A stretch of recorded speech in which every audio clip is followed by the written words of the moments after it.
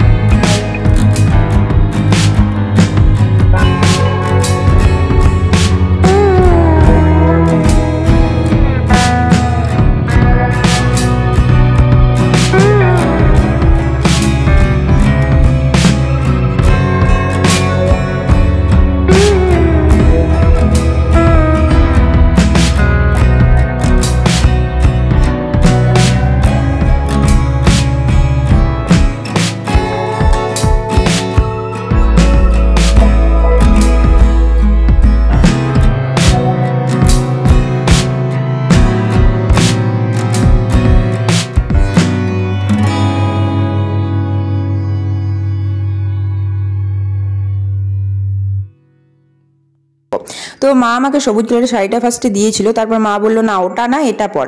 সবুজ কালারের শাড়িটাও খুব সুন্দর কিন্তু ক্যামেরাতে অত বোঝা যাচ্ছে না।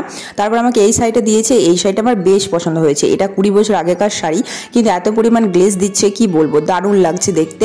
এখনকার যুগের শাড়িগুলো একটু আলমারির ভেতরে ভরে রেখে দাও খারাপ হয়ে যায়, কিন্তু 20 বছরের শাড়ি এত গ্লেজ এত ভালো কি বলবো। তার জন্যই বলে ওল্ড ইজ গোল্ড। আমারও খুবই ভালো লাগলো, পাটটা এরকম আছে দেখতে তো খুবই ভালো লাগছে, নীল কালারের মধ্যে নেভি ব্লু।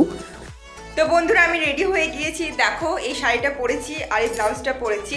এই ব্লাউজটা আমি আগেও পরেছি একটা শাড়ির সাথে, তোমরা দেখেছো। এটা রেডিমেড ব্লাউজ, ঠিক আছে, কোনো শাড়ির সাথে নয়।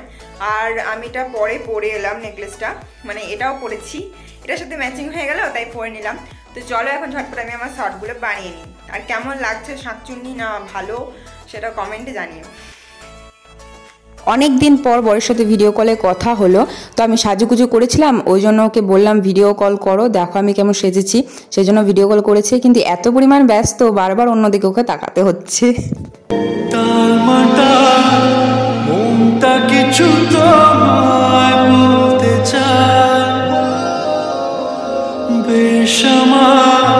ভাবনাগুলো তোমায় ছুতে চায়।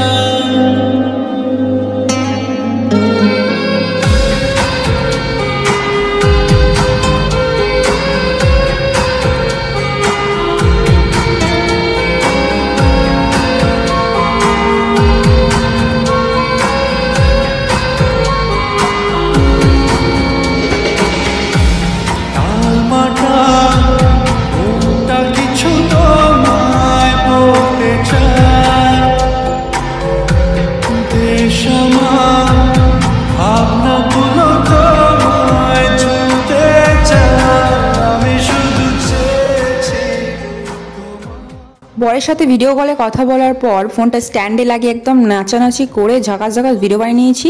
ঠিক আছে, তোমরা তো শর্টগুলো দেখেছো, কিছু কিছু আরও অনেক আছে, সেগুলো পোস্ট করবো আস্তে আস্তে। ভিডিও বানাতে বানাতে তোমাদের সাথে গল্প করতে চলে এলাম একটু, কারণ মনে একটা দুটো কথা এলো, সেগুলোই তোমাদের সাথে বলতে এলাম। তো তো ব্যাপারটা হচ্ছে যে ভিডিও আমরা সুন্দর করতে চাই কিন্তু সুন্দর হয় না। কিন্তু আমি একটা কথা মনে করি, যদি আমাদের মনটা খুশি থাকে বা আনন্দ থাকে, আমাদের ভিডিওটা এমনিতেই সুন্দর হয়ে ওঠে। তার কাছে কোনো এক্সট্রা কিছু লাগে না যে ভিডিওটা সুন্দর করতে হবে। যদি আমরা মনের দিক থেকে শান্তিতে থাকি বা সুন্দরভাবে জীবনযাপন করি, মাইন্ডটা ভালো থাকে, ফ্রেশ থাকে, তাহলে ভিডিওটা অটোমেটিক সুন্দর হয়ে যায়। আমি কয়েকদিন ধরে দেখলাম তো ডিস্টার্ব ছিল মাইন্ডটা, ভিডিও বানাতেও ইচ্ছে করছিল না, আর বানালেও কেমন জানি একটা ঘেঁষো টাইপের। তো এখন মনটা খুবই খুশিতে আছে, আনন্দে আছে। তো সেই জন্য ভিডিওটা ভালো হচ্ছে কিনা আমি জানি না, কিন্তু আমি তো খুব ভালো আছি।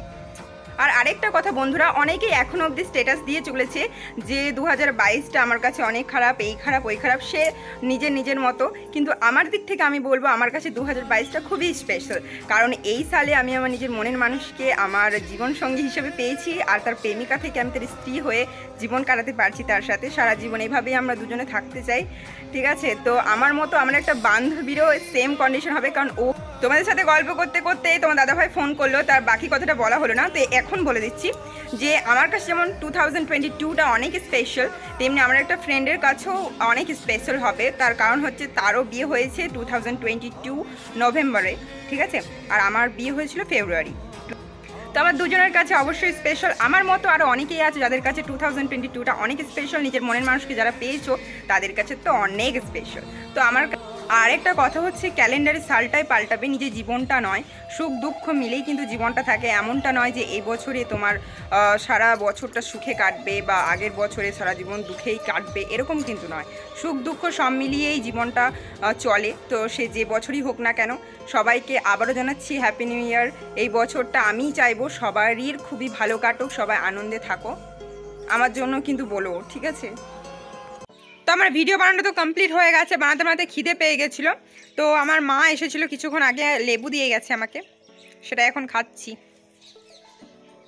কি আর করবে, ফোনটা না এই নিয়ে মানে 2 থেকে 3 বছর, হ্যাঁ, first year second year third year, মানে 3 বছর চলবে আর কি। এখন 2 বছর কমপ্লিট হয়েছে ফোনটার। তো 20% চার্জে ফোন আমার মরে গেছিলো, এইমাত্র জীবিত হলো, তাই ব্লগটা করতে পারছি।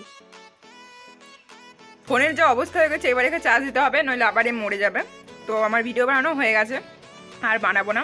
সূর্যটাও প্রায় যায় যে দেখো, আমার কাছে তো রিং লাইট নেই, সূর্যটাই আমার একমাত্র আলোর ভরসা আর কি। তো এবার এটাও চলে যাবে। তো চলো, আমার সাথে থেকে লাভ নেই, আমিও নিচে যাই, ফ্রেশ হয়ে নিই, তারপর ঠাকুমাদের বাড়ি যাব। ভাই আজকে বাজার গিয়েছিল, তো এই সমস্ত জামা কাপড় নিয়ে এসছে। তো আমি ভাবলাম যে তোমাদের সাথে একটু শেয়ার করে দিই, সেই জন্য ঠান্ডার মধ্যে গায়ে লেপ ঢাকা নিয়ে বসে পড়েছি তোমাদেরকে দেখাতে। আর একটু আলোর প্রবলেম আছে বলে আমি সার্চ লাইটটা রেখেছি, যে একটু বুঝতে পারো তোমরা। তো দেখো, ফার্স্টে দেখায় যে এরকম একটা প্যান্ট এনেছে, ও হাফ প্যান্ট আর কি, একই রকমের আর একটা আলাদা কালারের মধ্যে এরকম একটা প্যান্ট এনেছে। তো হয়ে গেল দুটো একই রকমের প্যান্ট। আর এনেছে একটা সোয়েটার, যেটা আমার খুব পছন্দ হয়েছে, এটা নেভি ব্লু কালারের। আর এখানে সামনে এরকম ডিজাইন করা আছে যাতে দালাল সাজতে পারে।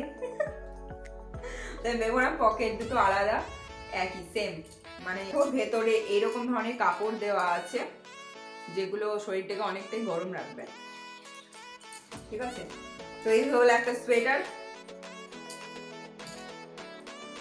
আর এবার এনেছে এই যে একটা ফুল প্যান্ট, এটা ও শীতকালের জন্য এনেছে ট্র্যাক স্যুট, কিন্তু ট্র্যাক স্যুটের মতো মানে কাপড়টা ততটা পাতলা নয়, এটার কাপড়টা অনেকটাই মোটা কটনের। তো বেশ সুন্দর লেগেছে আমার। চল, হয়ে গেল, তুই এখানে চলে হয়, তাতে ভয় পেয়ে থাকতে হবে না। যার জামা সে চলে এসেছে, সে এখন ভয়ে ভয়ে পেছনে দাঁড়িয়েছিল, সাহস করে এসেছে। চলো লাস্ট যেটা, সেটা আমি দেখিয়ে দিই।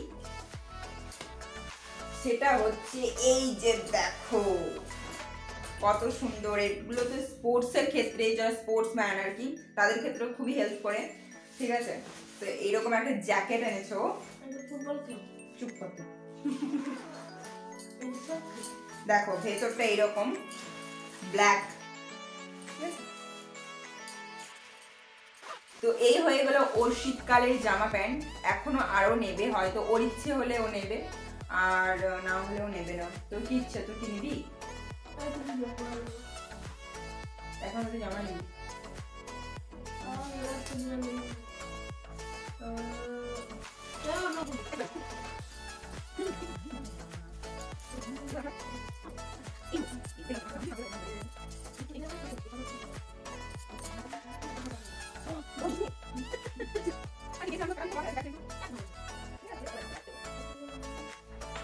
তো চলো এবার আমার যেটা কাজ পড়তে বসবো আমি, যে জামাগুলো নিয়ে তুইও যা, আমি পড়তে বসবো না, আমি পড়বো। যা পড়ি না, আমি 2 দিন পর চাকরি পাবো। যা, এই 2 দিন পর চাকরি পাবো। ঠিক আছে যা। পড়বো না, আমি জামাগুলো পড়ি না। আমি টেট পরীক্ষা দিতে দিতে বুড়ি হয়ে যাব আমি জানি, তাও চাকরি পাবো না। কত বছর বয়স হলো তো? 8 বছর বয়সে চাকরি পেয়ে গেল। তো আজকের ভিডিওটা আমি এখানেই শেষ করছি, কারণ ভীষণ ছোটোকালি করে আমাকে এখন পড়তে বসতে হবে। দেখা হচ্ছে নেক্সট ব্লগে।